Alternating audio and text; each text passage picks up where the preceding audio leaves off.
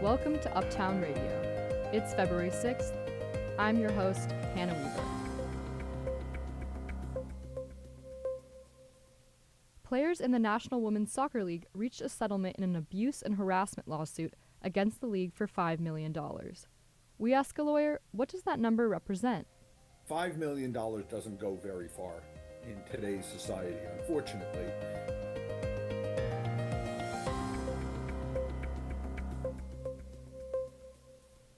Also, New York Fashion Week kicked off today, but the weather has been cold, icy, and wet, a predicament for fashionable New Yorkers. One simple question, weather or fashion? Fashion. All that and more on Uptown Radio. But first, the news.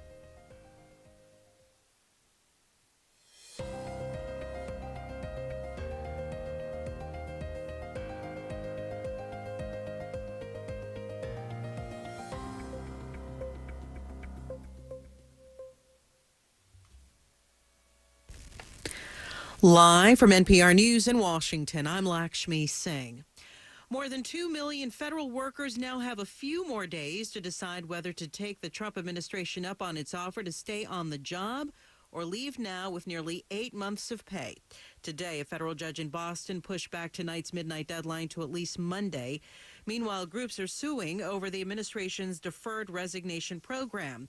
Max Stier, head of the nonprofit Partnership for Public Service, says Trump's actions targeting government workers will have far-reaching consequences for the American public. You got air traffic controllers and TSA employees. You go to the supermarket and buy your hamburger meat and expect to be able to serve your kids hamburgers without them getting sick. You get to drink the water without worrying about, what's in it. We've got enemies in Russia and China.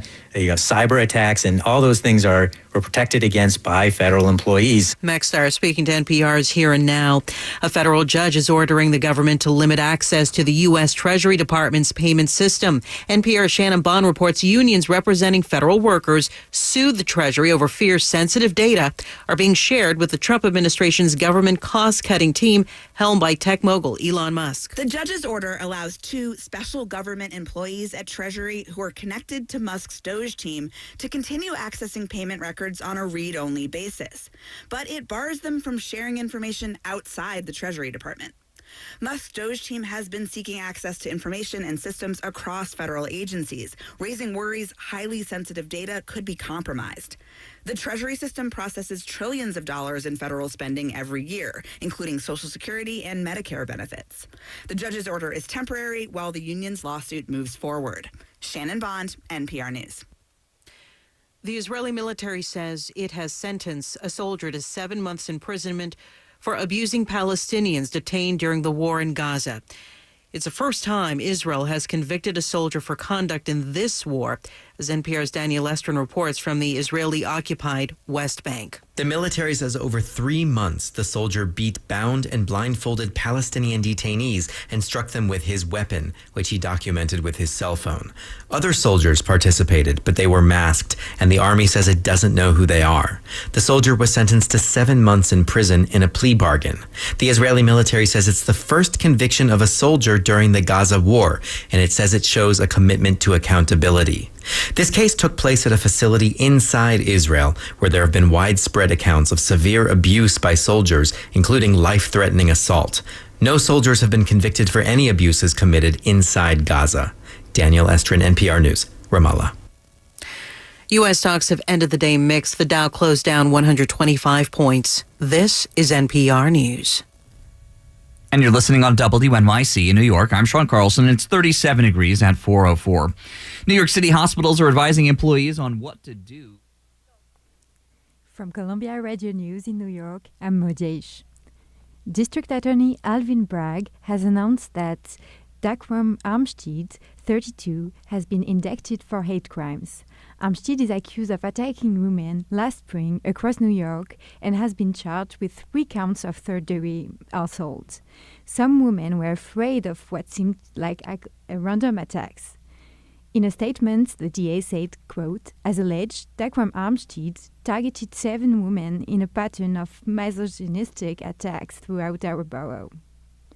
New York City Attorney General Letitia James has demanded refunds for Optimum customers facing network blackouts. She's asking Altice USA, the owner of cable TV giant Optimum, to refund customers who were impacted by recent blackout of the MSG cable channels. The blackout resulted from contract dispute between network and provider. Good news from Broadway. Titus Burgess is joining the cast of Oh Mary. The 6-time Emmy nominee will be there from mid-March to the beginning of April. Oh Mary is a dark comedy about Mary Todd Lincoln in the weeks leading up to Abraham Lincoln's assassination. The Milwaukee Games, a prestigious indoor track and field competition, are officially underway. They started this afternoon and run through Saturday. If you want to tune in, the Women's Invitational Wade-Through is in full swing. And if you find it difficult to go grocery shopping at Trader Joe on 72nd, you're right. According to Westside Rag, a shopping cart elevator is broken and China plays a part. It's possible that Trump's tariffs and his temporary ban on shipping may have presented a missing piece needed from arriving. Mojaish, Columbia Radio News.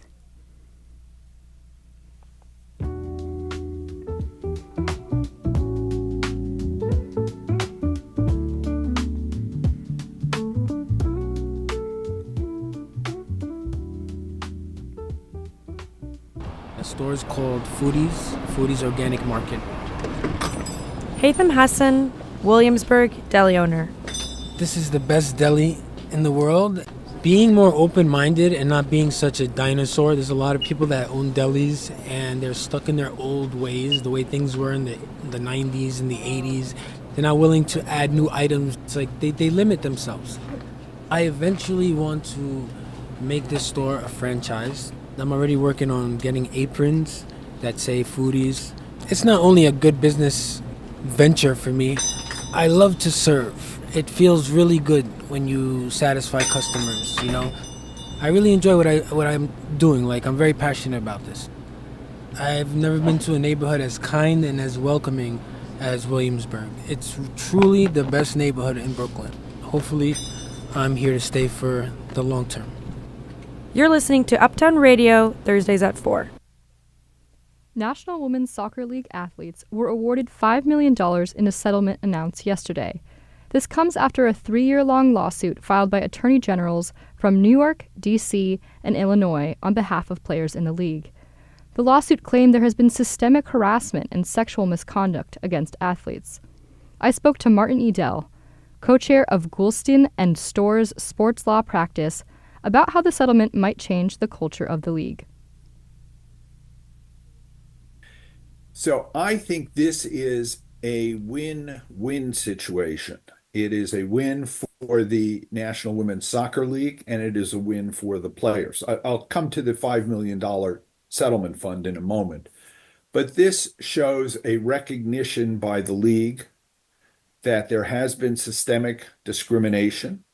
The league now has a new commissioner, Jessica Berman, who I've had the pleasure of meeting several times. She is incredibly smart and takes these issues, as you can see from entering into this settlement, very seriously. This also is a win for fans because fans don't want to support entities that discriminate against any group, much less the group which is the sport, in this case, women, soccer players. And it's a win for players because there are so many provisions in this settlement in minimizing situations of bullying and harassment, and has remedial steps for disclosure of any further incidents of harassment with a federal monitor. $5 million doesn't go very far in today's society, unfortunately.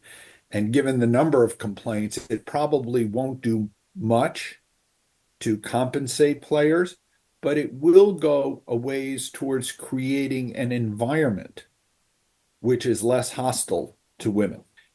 And all that is a tremendous step forward. Will it eliminate gender discrimination and harassment? Of course not. But it should go a long ways towards mitigating against those things occurring. Plus, as you can see from looking at the settlement, some of the coaches are just thrown out of the league for life. So can any player claim that money, or do they need to prove that they were affected by discrimination in some way? So the answers are yes and yes. Anyone can claim that. But we now have, or the National Women's Soccer League has agreed to have Barbara Jones, who's a former federal district court judge in New York, be the monitor. So if somebody has a claim, and anyone can make a claim, but if anyone has a claim, they have to submit that claim to Barbara Jones. She will then evaluate that claim with whatever evidence she deems appropriate for the parties to submit. The point is, they will be taken seriously. Judge Jones had a reputation on the bench of being a no-nonsense judge, and a very good one. She has been involved in the sports arena since she retired from the bench about 10 years ago. So this isn't her first gig there. She is a very smart person. And so the answer, that's why I say the answer to both parts of your questions were yes, because she's not going to simply take a statement and say, okay, you get $1,000 or $10,000. She's going to have some process for each player who claims to have suffered from abuse or discrimination, prove their claims. Did anything surprise you about the settlement? I am always surprised when entities act logically. And here we have the NWSL wanting to put its turgid past behind it and move forward. And as well it should. I mean, here is a soccer league which has gained tremendous fan support, sponsor support. We want to put this in our distant past.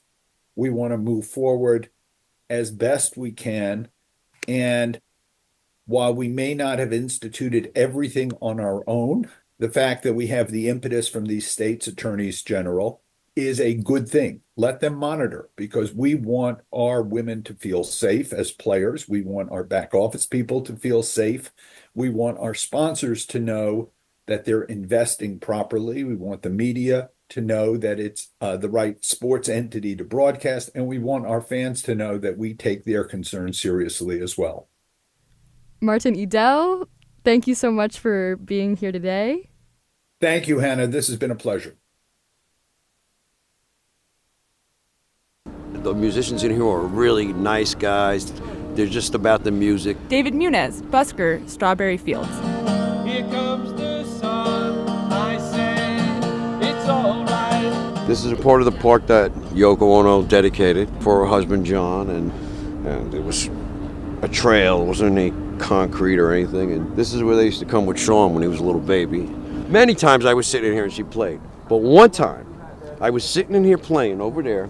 She was sitting next to me for 45 minutes and I didn't know it because she had on a woman's floppy hat and it had a huge rim, and if she had it down, I started doing dun dun dun dun, I give her all my love. And she jumped up and she goes, Paul! And she danced her way out. She didn't give me a dime, but she danced her way out. It was so, and I was so proud of it.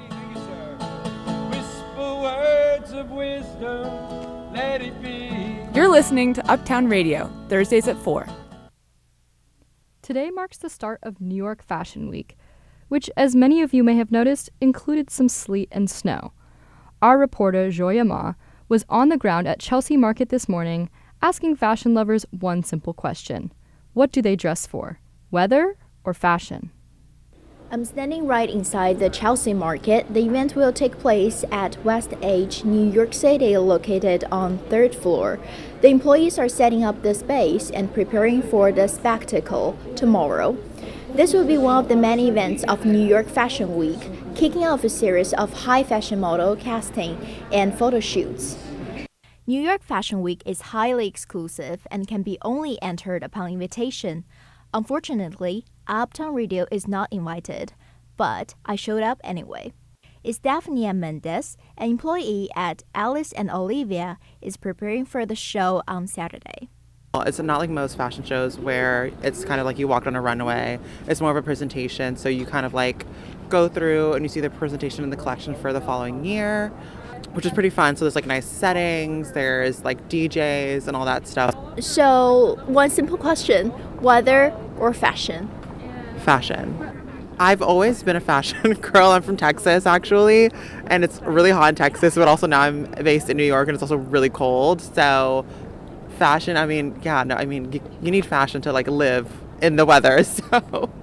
It is the second year of Mendez working at Alice and Olivia. I'm definitely excited for New York Fashion Week. This is one of my favorite times of year. It gets super busy. We always put on a great show. We meet a lot of great people. Last year, this is actually my first year with the company. So last year I got to work with Paris Hilton. So I'm excited to work with her again this year. And it's really just like a great chance to like start networking. I'm super excited for September as well because that's our bigger show. Right outside of Chelsea Market, Assis and Dandong are both wearing long wool coats to keep them fashionably warm on this winter day. One simple question, weather or fashion? Fashion. Totally fashion. Why is that? I think that fashion is a statement in any type of weather, whether it's winter, summer, spring. I don't know. I love it. Same, I totally agree. It's really all about the fashion, what you're wearing, the pieces you're putting together. That's really what matters, whether warm or not. Yeah, colors, changing your colors up during different seasons. For sure. Although neither of them work in the fashion industry, Assis and Dandong do have their own attitude on picking their daily outfits. Fashion plays a major role in their day-to-day. Yes, 100% it affects my life, 100%. When I wake up and I dress well, I feel so much better and I have a lot more energy. I agree. When you look good, you feel good, 100%. 100%. Joya Ma, Columbia Radio News. Well, that does it for this edition of Uptown Radio. We hope you enjoyed the show. Our foreman today was executive producer Caroline McCarthy. Leading our staff of reporters was senior producer Madeline Riley. Special thanks to our senior editor Una Milliken and assistant editor Flora Warshaw. Director Hannah Lorenzo coordinated our studio production with Dana Binfet. Thanks to our newscaster Maud Yaish and our day reporters Joya Ma and ZJ Young. Our instructors Sally Herships, Ben Shapiro, and Priscilla Alabi advised our staff. I'm your host, Hannah Weaver. Uptown Radio is live on Thursdays at 4. Until next time, you can always find us on uptownradio.org. From all of us here at Uptown Radio, thanks for listening.